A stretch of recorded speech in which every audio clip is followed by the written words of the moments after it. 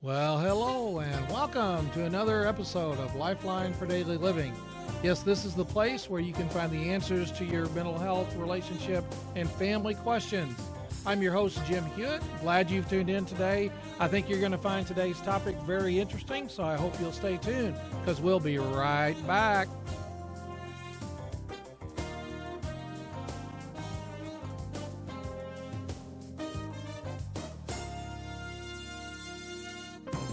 All right. Hey, welcome back to another episode of Lifeline for Daily Living. So glad that you were able to join me today. We often think about, Thanksgiving and Christmas in terms of these Norman Rockwell paintings that we've seen, all the happy faces and the big spread and all the family gathered together and everybody smiling and laughing and just having a good time. Family is dysfunctional when it fails to perform the necessary functions of nurturing and loving each other, and in turn there's harm done to family members. Maybe it's something that happened over the course of this last year. Maybe it's 5 years ago. Maybe it's like almost a lifetime ago, and you or someone else are just not able to let go of those things that happened or didn't happen. And maybe somebody in the family is an alcoholic or a substance abuser. Maybe there was some kind of abuse growing up, or maybe the abuse continues. Maybe it was verbal or physical abuse, neglect, whatever it might be. There's some kind of dysfunction that's happened or is happening in your family. Now, those dysfunctions, we can kind of handle those maybe through the course of a year, but not so much during the holidays, because there's this tension between, I want this to be a Norman Rockwell kind of holiday season, but it's really not. I have these expectations, but they're dashed, they're thrown to the ground, and they're thrown up against the rocks, and they get broken. Dysfunctional family holidays seem to heighten all of those dysfunctions that are going on during the course of the year. I mean, it really hasn't changed, but it just gets heightened, and I think it's because part of it is because of our expectations of what the holidays ought to be. So, if you're in a family that we would refer to, maybe you would refer to as dysfunctional. Maybe there's substance abuse, there's a family secret, maybe there has been allegations of sexual abuse or physical abuse. Maybe there's, you're fighting with your parents, or they're fighting with you, or you're fighting with your children. A lot of different things could be going on, but there's a dysfunction. It's not, the family is not just all in unity and celebrating together and deciding to be together. There's all this kind of stuff. So that's what I want to talk about today, is how in the world can I handle my dysfunctional family during the course of the holidays. You're trying to make up excuses for not showing up at a family gathering for Christmas. Well, I want to give you some tips today on how you can better handle your dysfunctional family as you now look forward to spending Christmas together. Maybe you're seeing Christmas as a chore. It's an obligation. It's not really something you want to do or you're looking forward to, but it's more of a chore, a challenge. And so I want to give you some tips today to kind of help you through that. Tip number one is, I think at the very outset, you need to let go of expectations. Again, we have this kind of two-edged sword here. We're looking for and wanting for, yearning for all these wonderful Norman Rockwell kind of get-togethers during the holidays, but over here is reality, and your family's just not that way. I know during this time of the year, and really kind of started back during right before Halloween, started seeing these movies, these Hallmark movies, and it's always this couple and they're trying to get together, and then they break up, and then they try to get back together, and all of this is surrounding the holidays and all. and you know, we kind of want to live in the fantasy of those Hallmark movies. Let go of those expectations, because what happens is you have this fantasy built up in your head of what you would like for Christmas to be, only to find that it's just not that way. So if you expect that things are going to be imperfect, then you won't be disappointed. You understand what I'm saying? If you expect things are going to be imperfect, and they will be, then you're not, you know, your expectations are not up here, they're more down here with reality. And so you need to maybe lower your expectations. Let go of those high expectations of, well, maybe this Christmas is going to be a little different. It probably won't be. And so let go of those expectations. Number 2 is let go of materialism. Man, all you have to do is look around. Watch TV just for a little bit. Listen to radio announcements for a little bit. And all of this, you know, think about it. You know, the perfect gift, the most expensive gift, the you know, Christmas has become so materialistic. Now I know we say that, but then we participate in it, right?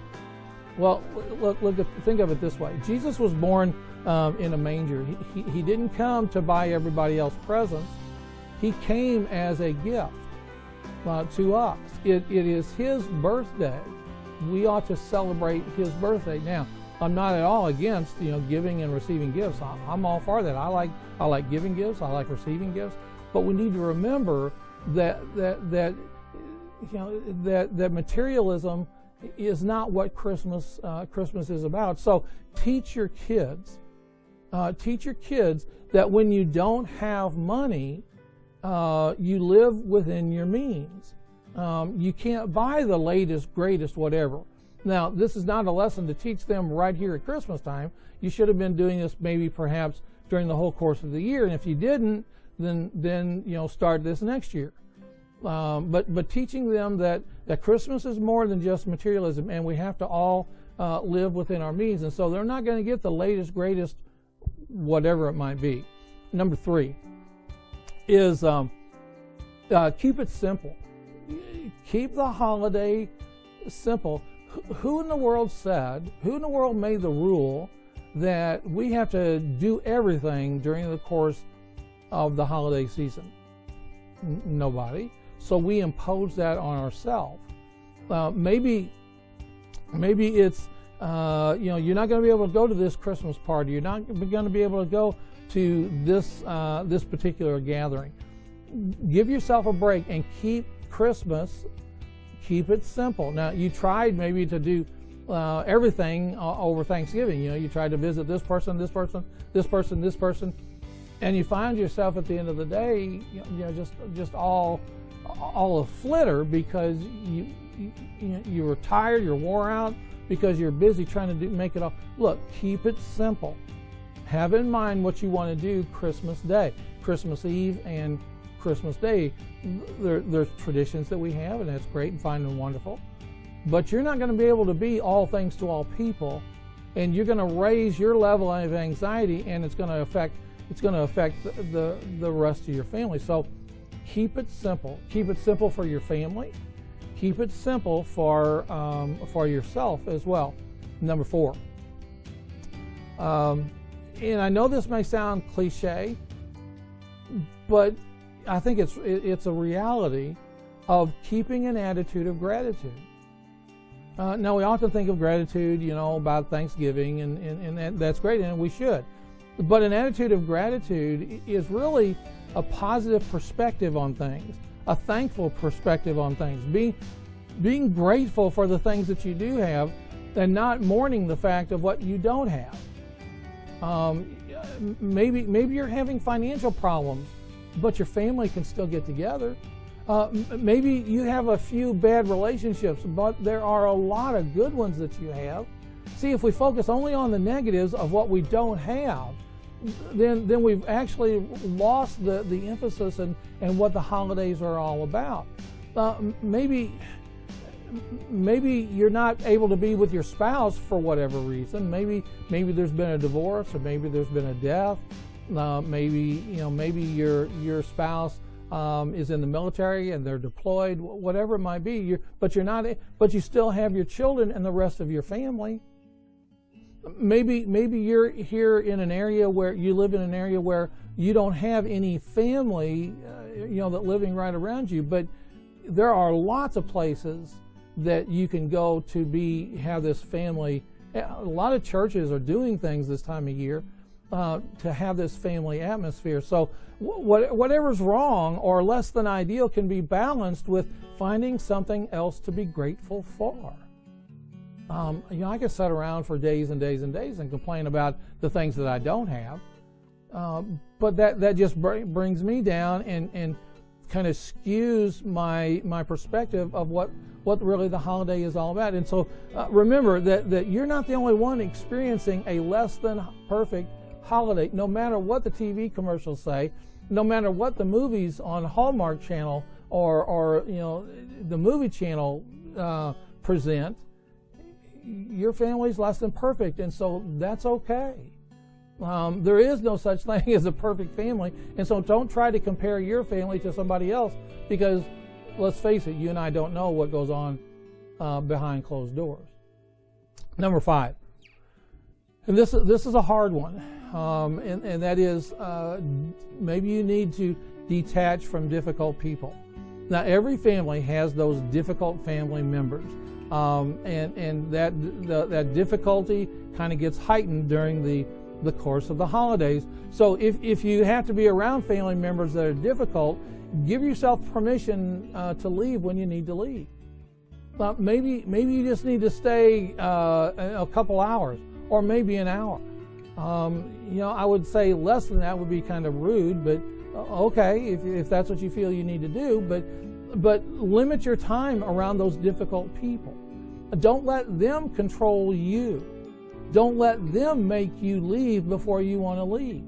Don't let them make you not show up for a family gathering if you really want to be around your family. But you can go and enjoy the family, but just limit your time around those difficult people. Take care of yourself enough to have a good holiday, and don't allow anybody else to ruin that for you, particularly a difficult family member. You know the family member I'm talking about. They're the ones that gripe and complain about everything. They're the ones that just have a sour attitude. Even during Christmas, they have this sour attitude. And what happens is that tends to control everybody else at the family gathering. Well, don't allow that to happen to you. Now, don't make an excuse. They said something that I didn't like, and so I'm leaving. No, because again, that's allowing them to control you. But you can decide before, okay, you know what, we're going to spend a couple hours with the family, and then we're gonna go. We've got different things we want to do, and so we're going to go ahead and leave. So you don't have to make a big scene about leaving. Just make your, hey, we've got other things we need to do, and so we're gonna take our stuff and pick our stuff up, and we need to go. You can make a nice exit without making a scene or leaving abruptly. And so number 6, and this is the final one, the final tip, and that is, and again, this may sound cliche, but practice one day at a time. Christmas and Thanksgiving are just one day a year. That's it. One day a year. Now, surely you can just kind of set things aside just for that one day a year. And let me go even more specific. Maybe that 2 hours every year that you go spend time with the family, and you open gifts and you receive and give gifts, and you do all of that, and then you make your exit. You can make it through one day. Come on, you really can. Maybe you're telling yourself you can't, but you really can. You can make it through one day. 2 hours. That's all. 2 hours. And you will feel better about it. Your family will feel better about it, and there won't be this continued family rift throughout the rest of the new year coming up. Now, we just want to kind of bring some things down to a fine point here. I think the focus of Thanksgiving and Christmas needs to be on gratitude for what we have, what we don't have, rather than what we don't have. It needs to be on what we do have versus what we do not have. Rather than focusing on the negativity of your family members, focus on just being with your family. Again, 2 hours, that's it, and then you can go home. Realize that celebrating Thanksgiving and Christmas doesn't take away the impact of your dysfunctional family is going to be dysfunctional 365 days a year, right? So you going or not going is not going to change that. They're still going to be dysfunctional. So you can go and spend a few hours with them and then go home. You'll feel better for it. They will be okay with it. Everything will be better because of that. But it doesn't take away, it's not going to do away with the dysfunction in your family. One day is not going to do that. And so remember this. I guess if I could leave you with one thought, just these few weeks before Christmas, it would be this. That to remember that Thanksgiving is about gratitude and Christmas is about hope. Christmas is about hope. Hope that transforms, hope that renews, and indeed hope that reconciles. The Bible says that Jesus is Emmanuel, God with us, and that when God came in the form of Jesus, born in that little manger in Bethlehem, there is a sense of hope. Now, it's not only hope for our salvation, but it's hope for our relationships as well. It kind of renews that and gives us hope that maybe one day we'll be able to reconcile with our family members and our dysfunction won't be as bad as it is now. So there's hope. And so I want to leave you with that Jesus coming into this world, God in the flesh, Emmanuel, gives us hope, gives me hope, gives you hope, and gives your dysfunctional family hope. And so I hope that you'll look at maybe your dysfunctional family in maybe a little different light, and that you can be a part of that and not withdraw yourself and isolate away from your family, and you can have a wonderful Christmas celebration with your family. Well, listen, I want to thank you for tuning in to this episode of Lifeline for Daily Living. If something that I have said today has raised some questions or concerns for you, there's 3 ways that you can contact me and connect up with me. Number 1 is through my phone number. My office phone is 573-732-4575. Again, that's 573-732-4575. You can also email me. My email address is lifelineonline@hotmail.com. Again, lifelineonline@hotmail.com. If you're watching this on Facebook, you can private message me, give me your contact information, and I promise I will get back in touch with you just as soon as possible. So I want to thank you for tuning in to this episode of Lifeline for Daily Living, and I'll see you right here next week on Lifeline for Daily Living.